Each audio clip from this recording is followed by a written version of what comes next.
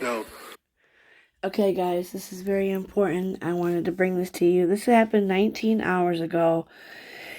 I had no idea that there was a missing Florida teen and was on a dating app and now is unalived. It's so sad. It's like these teens are on these apps. It's so crazy. She met a 35-year-old. Maybe she didn't know she was meeting a 35-year-old, but this is how dangerous these sites are, y'all. You can't just give your kids a cell phone and expect them that they're gonna know what from right and from wrong if they're not taught or how to be, you know. Okay, so let me back it up a little. Here we go. 24th. I am going to outline the timeline for you, but I want to remind you that this is an ongoing investigation. So as law enforcement continue to investigation, things could change at any moment. So here's the timeline how I first started. So yesterday afternoon, we had a witness that came in that said she wanted to provide us Give me 1 information. second, y'all. Based on the There we tips go. and investigation by the detective, we believe that 16-year-old Miranda Corsetti was contacted by 35-year-old Stephen Gress on a social media app. And I'm going to stop there for one moment and just want to remind all the parents out there, please, I'm begging you, please, make sure you know what your kids are doing on social media. And to the kids also, if someone is contacting you and they're not a family member, please let your parents know. I had no we're idea talking that about this a was 16-year-old happening. that was contacted by a 35-year-old. On February the 14th, we know that Mr. Gress went to Miranda's home, picked her up, took her to his house, which is located at 2708 27th Avenue North. He took her to the house. He spent the day there. We know he took her back on the 24th. On the 15th of February, we know she went back to the house on her own. And nobody is talking about this. I have not seen not one fucking YouTuber bringing any light or any attention to how serious this is. Nobody is.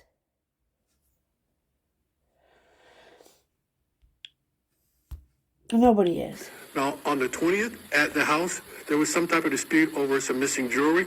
So from the 20th through the 24th, she was beaten and tortured because they could not find this piece of jewelry. We know that sometime there, she was then killed. Mr. Gress placed her body in his car along with his domestic partner, Michelle Brandis, and they drove her to Largo. In Largo, the detectives found evidence that Miranda was dismembered at that location. They then placed her in a car and they drove her down to Ruskin where they dumped her into a dumpster, and her body is somewhere possibly in a landfill somewhere in that county. Yesterday we realized that Mr. Gress was already in custody for pointing a harpoon at his domestic partner and possession of drugs. He is still in county jail as we speak today. We are now looking for Michelle Brandis. The picture's to my left and to your right. Michelle, if you're out there, we're trying to tell you to turn yourself in because we will find you sooner or later. If anybody out there is trying to help Michelle, if we can, we will charge you with the charges we can charge you with. As of this point, Mr. Gress is being charged with kidnapping Miranda, and this is an active investigation. More charges are soon to follow. I want to thank the following agencies for helping us out: Gulfport, Largo, and Pinellas County Sheriff's Office, our state and federal partners. Again, this is a horrific crime. We're still investigating it. We want to ensure that we bring justice to Miranda. The investigators are looking at every piece of evidence that we can find. And again, I want to say we want to hold all responsible parties accountable. So with that, open up for any questions.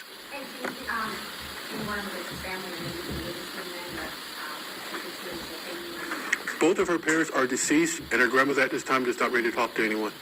Can you talk a little bit about the discrepancy between her leaving on the 14th and then being reported missing on the 24th at the same time you don't know who reported her missing and why that might not have come earlier? Sure, I'll ask the chief. So both her parents are deceased, so she was living with her grandmother. I'm Commander Mary Farron. I'm currently the acting chief of police for Gulfport. We are very familiar with Miranda. We know that she is a frequent runaway, and she has a history of mental health issues as well as drug abuse. The grandmother is her primary caregiver at this time, and she said that she normally comes home, so she doesn't report her missing every time she leaves. She just didn't come back in a timely manner this time. Was it her grandmother that reported her missing then? It was. And any affiliation with local schools noticing that she was absent for 10 days? No, Miranda is actually homeschooled. Thank you. Any other questions? So we know she's a frequent runaway. She's probably got a lot of problems going on in that little We girl's do want to head. talk to her because, again, she was present when they moved Miranda around, and we want to talk to her. And again, either she can come in and talk to us, or we will find her. So again, like you're saying, Michelle, if you're listening, your friends, find your way to the police department and to her friends that think they're helping her. If we can make charges, we will make charges. How do you know Miss Dolly was there? We have witnesses that said she was there. We have witnesses that said that they saw her along with the defendant with the body being placed in the car. Wow. Home in Largo, what's the connection? Obviously, they left it from the golf course. That was Mr. Becky's residence to go to from Largo. Who was there? What were they doing there? That is Michelle's mother's home. We know that her body may be in a landfill. Are you guys going to find her body? We're going to do everything possible to bring Miranda home. Again, we know the body was placed into a dumpster, but we got to try to figure out which landfill did that dumpster go to. Can you talk about what lured Miranda to this couple and to this home? Were they offering her something to come live with them? What was the nature of that relationship? So the social media page they were on was a dating app. So we're assuming that they must have met on a date. She went there on the 14th, and then again, like I said, she came back around on the 15th. Do you plan to file any additional charges against either of them related to sexual contact with a minor? We're going to put every possible charge on everyone that was involved in this, and that's why, again, the defendant's already in jail on another charge, and again, I would reiterate to Michelle, come in. Anything else? So we're going to turn it over to our Major Halstead. She's going to talk to you about a 17-year-old that we have missing here in St. Petersburg. Major Michelle. We have another one missing. Good afternoon, everyone. Major Shannon Halstead with the department just over 24 years. I appreciate your time. I understand the difficulty in transitioning from that conversation right into another one, but we've had an important update in this case that we want to share with everyone. We've been investigating a missing runaway since March 1st. His name is Alistair Nasir. He was last seen in the 6500 block of the Bayou Grand Boulevard Northeast. And The update nobody's that I want to talking share with about you. this. This is what I'm saying. Like, all these YouTubers are talking about stuff that doesn't... That there's no breaking news in. There's no updates on little Sebastian. There's no updates on Summer. There's no updates on we do know there's been some updates on the Monkey Bond case. We know that's a rough case as well. These missing children go missing, and it's a crucial amount of time that these kids can go missing for, and the longer that these kids keep going missing, the risk and it's just horrible. I want these kids found. And my point was, all the YouTubers, all these influencers, these so-called true crime influencers aren't talking about new cases that are going on. They're stuck on these old cases, and it's not doing any good. The Monkey Vaughn case, I think the mom just came out and spoke about some things. We do know there's charges going to be filed. And then you got people wanting to talk to these suspects. Like, I'm sorry, I don't want to speak to a suspect that has done horrible, cruel things to a baby. Like, I cannot believe these people sit here and talk to these people, and then they record it, and then they share it, and they don't tell people, oh yeah, I'm going to record you while you're talking to me. Like, no.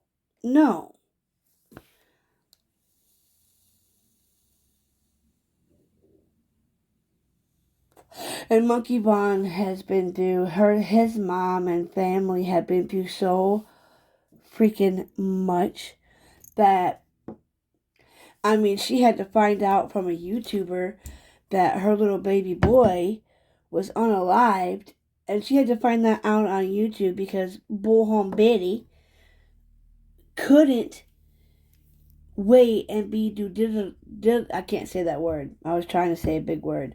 But she had to go out there and announce it, and she had the nerve to mess that case up. And look what she did to Brandy Neal, Dawn and Candace, Dawn getting fired. Now, mind you, I am not a fan of Dawn and Candace. I believe they know something more to what happened to Summer. I think those kids were neglected. They didn't have much. For God's sake, she played with the fucking refrigerator. Summer. There was a thing about Summer playing with the refrigerator, and like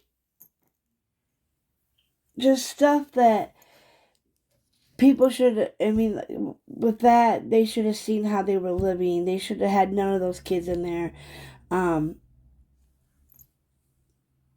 People aren't saying nothing. When you see something, you're supposed to say something.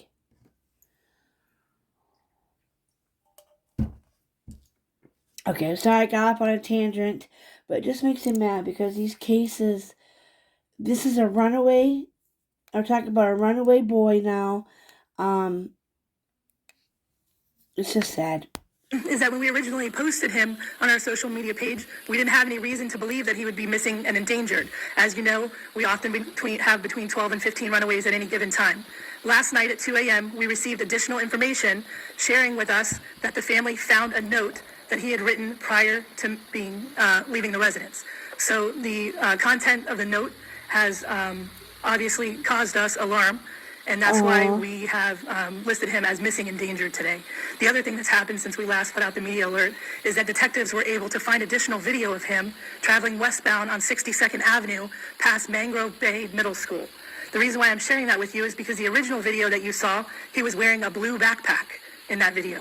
We know for a fact he dropped that backpack off at Canterbury School there on the north side of 62nd Avenue. In the video that we found earlier today, he now has a red backpack. So I just wish that as you're sharing the information, the latest update that we have is that same clothing description, same bicycle white cruiser description, but that he may have a red backpack.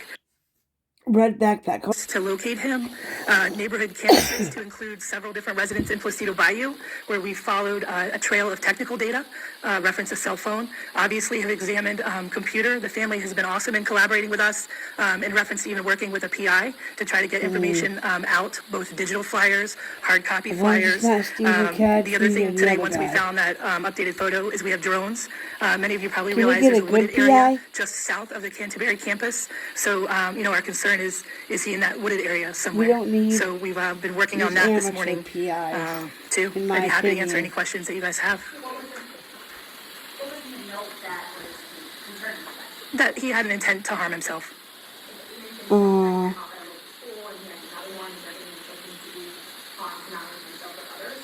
No, ma'am, no, absolutely no indications of that. The backpack that he dropped off was dropped there strategically for a certain person, and we've talked with her and all of his friends. We've also talked with personnel at the school he attends, as well as doing, as part of the neighborhood canvas, we had a specific residence in Placido Bayou, and then talked with everyone in the surrounding houses to see if there's other teenagers that live close by. As you know, sometimes the digital evidence will give you an address, but it's not an exact location. So there's been a lot of neighborhood canvassing throughout that neighborhood, ring doorbells, surveillance systems to see if we can find a better location. I wish they showed a picture of the missing boy. Sure, absolutely. I appreciate that question. The family is obviously very concerned. He has, I believe there are 3 brothers in the family, and the middle brother actually came back from out of town to help with the search of this. So I think that speaks, the family is concerned. This is not something that this kid normally does, and it's important that we have everyone's help in trying to locate him. We we did the initial interview of the friends and the girlfriend, and then went back and did secondary interviews just to make sure that they realized the resources that were being deployed and that everyone's level of concern was continuing to heighten, and to make sure that wasn't the case. So we don't believe that's the case. Thank you, everyone. Oh, that's who's in jail.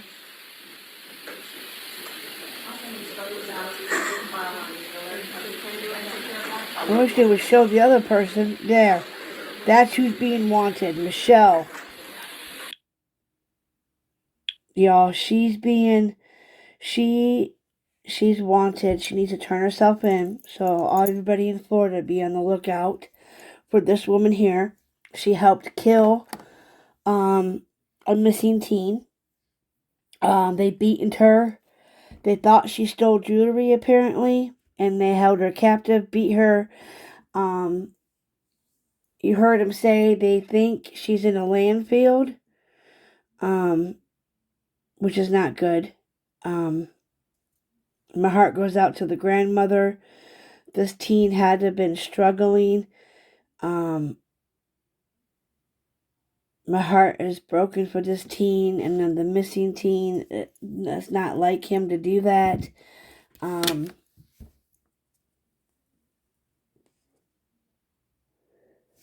Who knows what's going through their mind when they're missing, and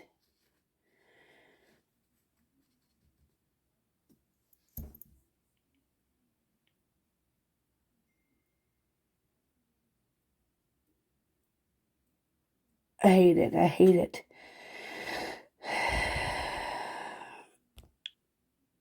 Gym memberships are expensive, and the price of everything is going up all the time. Well, I've got a game changer for you. Introducing the Pilates Reformer set from Linnell. It's everything you need to turn your body into a dime piece, right from the comfort of your own home. Okay.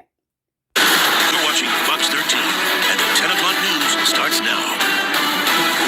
Good evening, I'm Allie Corey. And I'm Mark Wilson, glad to have you with us tonight. First up at 10, dangerous drugs are off our streets tonight after a long trafficking investigation. Hillsborough County deputies seized enough fentanyl to cause nearly 1 million overdose deaths, they tell us. This operation spanned all the way to Puerto Rico. Fox 13's Evan Moon is on this live outside the Hillsborough County Sheriff's Office with more. Evan, sounds like a lot here. We understand an entire family was arrested as well. Tell us more.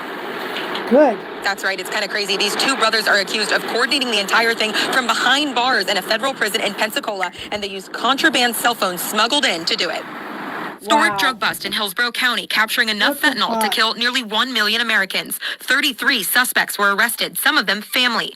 Fernando Rosario Torres and Elias Rosario Torres are accused of coordinating drug distribution in Hillsborough County while behind bars. Their parents, Elias Rosario Negron and Enid Torres Barrios, are also accused of being involved. Many of those arrested face drug trafficking and RICO charges, meaning racketeer influenced and involving corrupt organizations. Investigators say the group sold fentanyl, cocaine, and meth throughout Tampa Bay, amounting to tens of thousands of dollars. Firearms were also seized. The 6-month investigation by the sheriff's office uncovered ties to a network in Puerto Rico. The suspects' attorneys were in court this week. I also spoke with the Hillsborough Anti-Drug Alliance about the bust. It's one of the biggest ones I've seen, maybe in the state, but just the amount of fentanyl, so many ounces. I mean, we're talking about grams, milligrams that can kill someone. So when you have ounces, that's just can kill, it looked like almost 1 million people.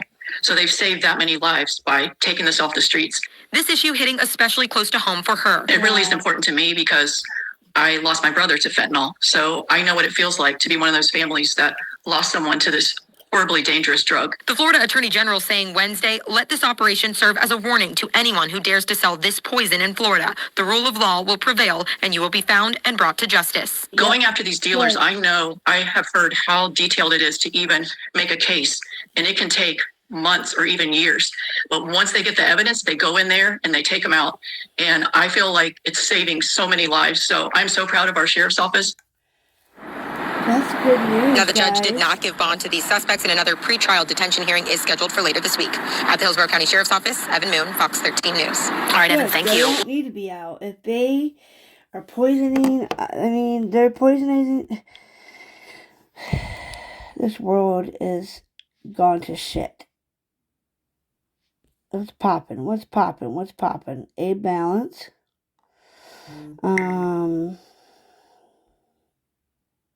Tears in my bucket. That's funny. Also, while we're here, I just want to say, you guys, we got the verdict. We got it. She was guilty. She deserves to be in prison. I'm so glad. That defense lawyer, though, he had me so pissed at times of watching it. It's mine. The prices blow my mind. Any questions? Sergeant, you testified previously that you executed a search warrant on defendant's home. Is that correct? Yes. And when was that done? That would have been Monday, I believe it was the 22nd And of April. you testified that you found some cameras and a DVR recording system. Yes. Did you find any cameras inside the home? Yes. And how many cameras were there? One. Where was it located? In the kitchen area? In the kitchen area. Were you able to locate any recordings from April 20th of 2024? Yes. In the kitchen area camera? Yes. And did you have a chance to review those videos? Yes. And did you find the timestamp to be accurate on those or similar problem as the other ones? Similar with the other one. Again, if it was an hour behind, so if it said 3 o'clock on the timestamp, it would be 2 o'clock. Did you make a copy of these videos? Yes. I do want to say, okay, so her defense lawyer said that he tried to rule that she was not drunk and that the tests were not reliable, that it was pretty much tainted, and he said that the whole video tainted her. He smushed the media. He let me show you guys that. Let me go show you real quick. I want you guys to hear what he said. Just because he was sad. You know, he lost his case. He then bashed everybody that he could. He bashed the jury, basically. Wait till you guys hear this. Hold on. I'm not sure if headlines and headstones and headlines might be covering it, but I want to show ya. Let's see, right here. Oh, this is headstones. Hold on. Shout out to my girl, Headstones and Headlines. She is great.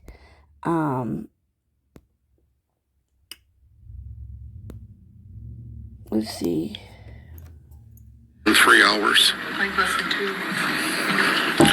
And This one. Okay, so side of the case. listen to this. What's troubling is so much social media and other media was covering this, that it's a small community. And can you truly get a fair trial? Even though people may say, I can be fair, the judge says put it aside, can you really get a fair trial when you're looking at the parents of 2 children that died? Can you get a fair trial? Especially in a close-knit community. So my client's devastated, and we knew that it could go either way. And we'll forge ahead. We certainly will be filing an appeal based upon the rulings of the trial court. Excuse me.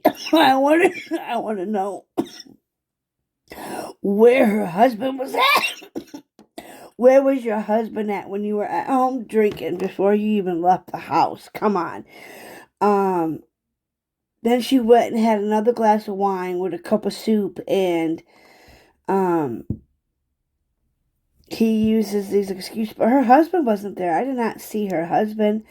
I didn't see anybody for her.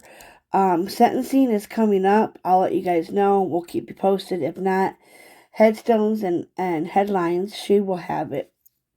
For sure. I'm sure she will. All right, let's continue. And not suppressing certain evidence under the law. We're not trying to hide evidence. Evidence under the law should have never been present because it's unreliable. And that's what we're going to do. We're going to follow through with that. When do we expect the appeal to be filed? Within the next 60 days. A lot of new evidence came out today. What did you think about it? Well, it wasn't a surprise. I was aware. There wasn't any real testimonial evidence, just a video or videos, which even if you looked at the videos, what is it going to show? Is it going to show that somebody consumed enough to be a 0.18? And so it's to the jurors' interpretation of what they think happened during those hours. What does it look like? And it was edited. It was cut and pasted and put together during certain hours. So certainly we think it's unreliable. The judge allowed it in. I have to respect the judge on all his court rulings. When you lose 8 out of 10...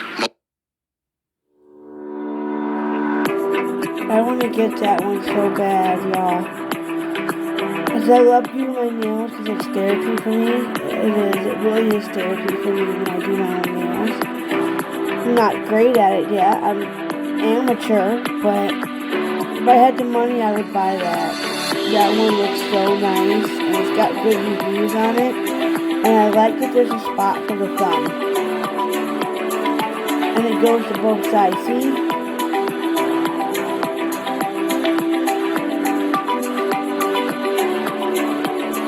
I need that.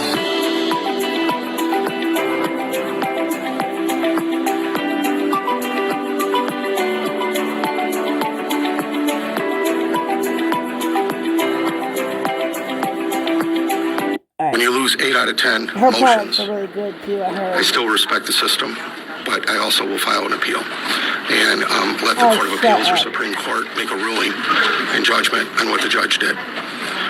Did you expect such a fast verdict? No. I never expected such a fast verdict of, is it less than 3 hours? Like less than 2. And, you know, they say quick verdicts are not good for somebody that's charged as a defendant. It's not quick. So that also concerns me that, did they truly deliberate? Was there already a decision in their mind? And it's just, you know, the end justify the means. Was it that somebody's going to pay, or the defendant's going to pay for the 2 children that died in that car within the building? Let me get, you know, one little example is I have a relative that said, without knowing anything, before even the blood came back, results that they allege, said, well, her car went in the building, so she's responsible. It's not a strict liability crime. And I respect the jury for what they had before them. Some of that evidence, we say, we filed motions, was unlawfully obtained, unconstitutionally obtained. Acting that way can violate a lot of people's rights, including you and I. You know, that saying that when they come for you and come for this person, that person, you don't say anything, but when they come for you, then all of a sudden you say something. So it was very apparent with the court. I have respect for the judge, but it was very apparent that this was a one-sided case. This was... Wow, strong words. And of course he respects the judge, but this was a one-sided case. We want to hear more of what her defense team has to say. We're going to pause it. When we come back, we'll get you back in. First-hand insight on the case ahead of her retrial. Closing arguments. Tonight, 8/7 Central. Only on Court TV. All right, hurry up, y'all. Really big news in the Marcella Chittister case. She's been found guilty of all charges. Probably not a surprise to many who listened to the trial. 9 different charges. 2 are murder in the 2nd degree of each of the small children. Then we have 2 operating while intoxicated causing death, and the other 5 are all counts of operating while intoxicated causing serious injuries. We want to take you back in now. Her defense attorney, Bill Kolovis, has been talking and really saying he is surprised at how short of a time the jury deliberated, that while he respects the judge, it was a one-sided case. Let's go back in to hear more. This was going to be a conviction, no matter what it took from all ends, there's going to be a conviction. When you lose 8 out of 10 motions, and they weren't frivolous, and it all dealt with constitutional issues, everyone was no, denied. I've been doing it 39 years. I've never had motions denied like that. So, did you move specifically to get the video we saw today excluded? Yes. Will you have a chance to talk to the jurors? We could, or I could ask. I'm not going to. You know, they've gone through a lot. And probably one of the last things they want is one of the attorneys to come in. I'm sure they're extremely emotional. I could tell when they came out that they couldn't make eye contact. No, they were looking. And during the trial, I had a lot of eye contact. There was no eye contact at all. In fact, they looked down. I don't think they were happy that they had to deliver a verdict. Not at all. But they felt inside they needed to. Was Miss Chittister surprised by the jury's verdict? My client knew going into this case that the jury, to pick from the jury the people, That wanted to go to the clerk's office, just stand. it would be tough to do because they're so tainted. Look at it. The community's tainted. I'm not saying you get tainted automatically. You talk to somebody and you say, oh, 2 kids died. Oh, what happened? Did the car go in the building? Yeah. Oh my God, she's got to be guilty of something. He sat there and fucking lied. Excuse my French. So, we had many heart-to-heart conversations, Marcella and I, very many heart-to-heart, including today. And she was well aware that it certainly could go either way or split. Our most important issue was the murder 2 charge, because with 2 murder 2 charges at her age, you might as well give her life. And, she was aware of what could happen. She was aware that if it's an early verdict. She deserves it, though. I mean, she stayed strong. 2 innocent babies. And just real quick, she's been out on bond. And a lot of people were saying, listen, her age, her sentence of multiple years if found guilty, just leave. Just leave and not come back. And no, she stayed and she faced up to it. But a lot of people were saying, is she going to take off and go to a non-extradition country? No, she stayed. And that says a lot about her. Whatever you may think, it says a lot about her that she stayed here and she took her sentence or verdict. Thank you. What if my neighbor's going to be friends with her and give her food in prison? She's a good person. You can be a good person and fuck up and make dumb mistakes. Shit, I made them. God. But I know the risk and factors of driving drunk and being intoxicated to the point where you can't drive. So, I've gotten pretty lucky. I've done it a couple times and I learned I won't ever do it again. When I was younger, yeah. But that's all I wanted to show you guys. Have a great Saturday. Stay blessed, stay kind, and shine like a diamond. Bye.